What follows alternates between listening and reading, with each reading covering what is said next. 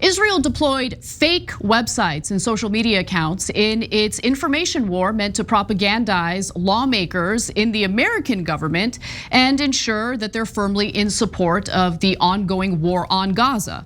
Now, according to this extensive investigation that was done by Haaretz and the fake reporter organization, this operation actually began shortly after Hamas's deadly attack on Israel in October. So as soon as that attack happens, they're already thinking about ways they can win the information war. Dozens of Israeli tech startups received emails and WhatsApp messages that month, inviting them to join urgent meetings to become digital soldiers for Israel during the war. Some of the emails and messages were sent from Israeli government officials, while others came from tech startups and incubators. Eventually, they found a group to oversee the campaign, and the name of that group was Stoic. It's a private online political campaigning firm. They were hired for the operation, and according to sources and information obtained by Haaretz, the operation was commissioned by Israel's Diaspora Affairs Ministry, but carried out by a different party for fear that its exposure could entangle Israel in a crisis. A crisis with whom? What, with the United States? You were worried that the United States government would find out that you guys were doing a PsyOps operation against them? You think our lawmakers are gonna turn on? As long as AIPAC is funneling in that campaign money into their campaign coffers, they're gonna do exactly what Israel wants them to do, like the pathetic little politicians that they are. Yeah, so good news though, there's been a special counsel appointed. This is trying to influence our elections, just like Russia was in the 2016 elections. And you remember what a giant, I'm getting news that no, a special counsel has not been appointed. Nothing's been appointed, even though this is what Russia did to get the special counsel to investigate Donald Trump and their connections. Since Israel did it, no one cares, no one will be punished, there'll be no consequences. And what Israel will learn from this is, oh, we shouldn't have spent 2 million, we should have spent 20 million. We're above the law in America, we could do whatever we want. Pausing here to deliver some honest truth as we do in our news coverage as well. TYT is facing challenges, guys, as the entire industry is. You know who could make the difference? You. If you hit the join button below, it's gonna make all the difference and keep us in business. We appreciate you, thank you. I read some of the things that they wrote, and it's exactly what I've been telling you guys about trolls and bots, not just about Israel, but about every single troll and bot. They say, look, I used to support you, but now I don't anymore. So I told you that this was already happening, this just confirms it. So the ministry allocated $2 million for this project. Let's get to the meat and potatoes. So it begins with the establishment of 3 fake news sites that copied reports from official media sources. At the end of April, the news sites began promoting a site called Good Samaritan, hilarious.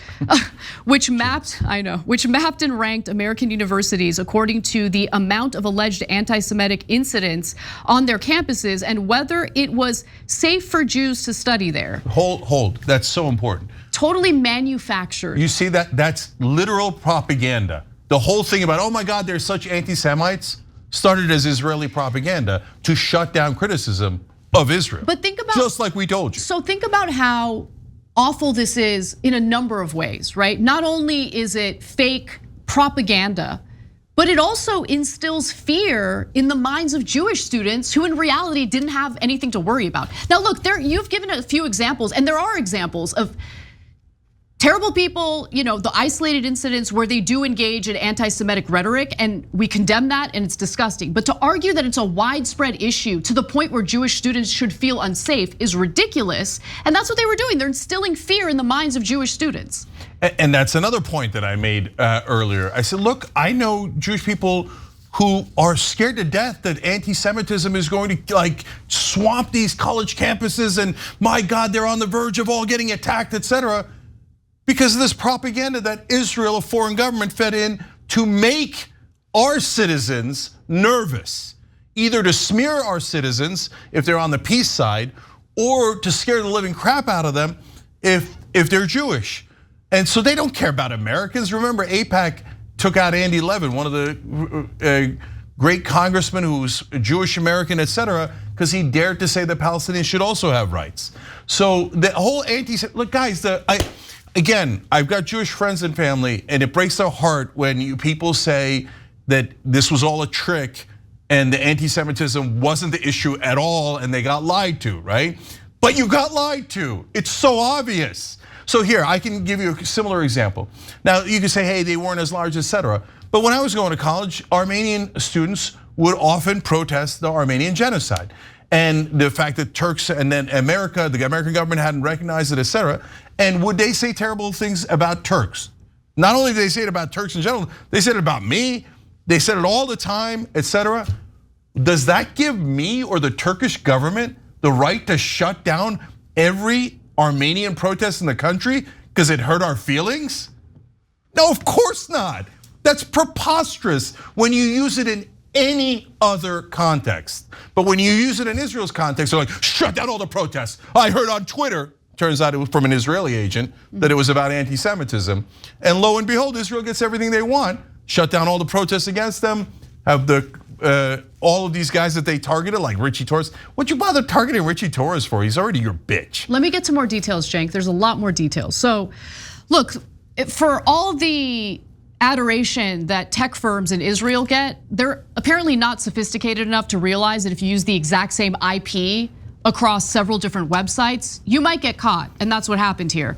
So other websites also use the same IP address, including United Citizens for Canada, which disseminated heavily Islamophobic material, Arab slave trade, which repeated Wikipedia passages about Arabs being slave traders in Africa to target Black Americans. That's the propaganda that they targeted Black Americans with. And then there's Serenity Now, which branded itself as anarchist and anti-establishment, sought to convince young Americans to oppose the creation of a Palestinian state because states are man-made structures and a Palestinian state would hurt the goals of the progressive movement. So Cenk, what do you think? Would a Palestinian state hurt the goals of a progressive movement? It's absurd, but look, the super sad thing is that propaganda works. That there's a lot of naive folks out there, they see it and they think it's real. And so it's having gone through many layers of PsyOps against us from every quarter there is in the world. Twitter is nothing but a toxic cesspool filled with bots and trolls. So to be fair to Israel, it's not like they're the only ones doing this. Russia did do it during the 2016 election. China does it, tons of people do it. There's a giant difference though. There's two big differences when Israel does it. Number one, they're supposed to be an ally, which is hilarious, okay?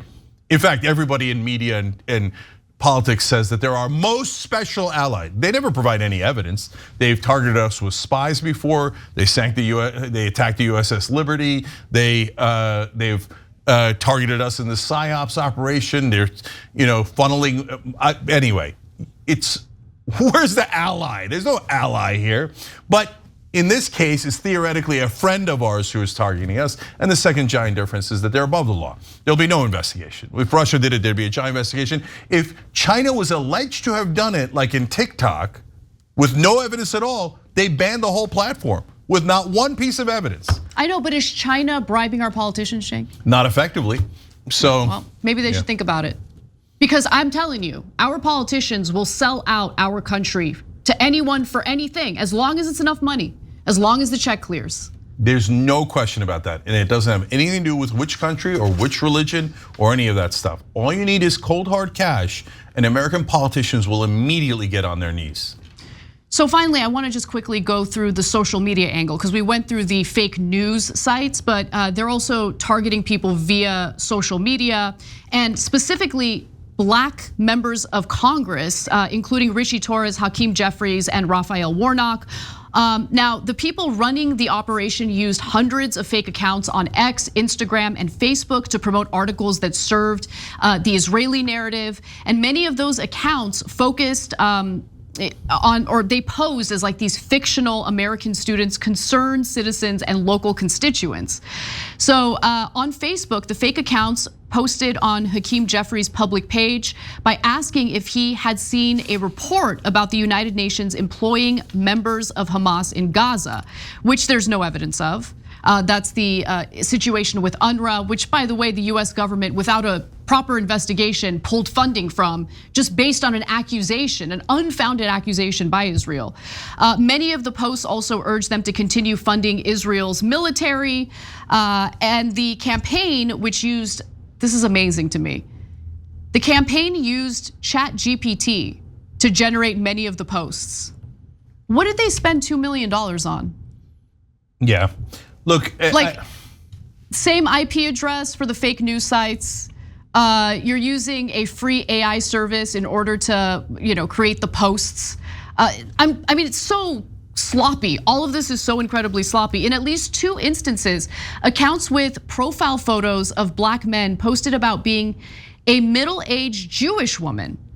On 118 posts in which the fake account shared pro-Israel articles, the same sentence appeared: "I gotta reevaluate my opinions due to this new information."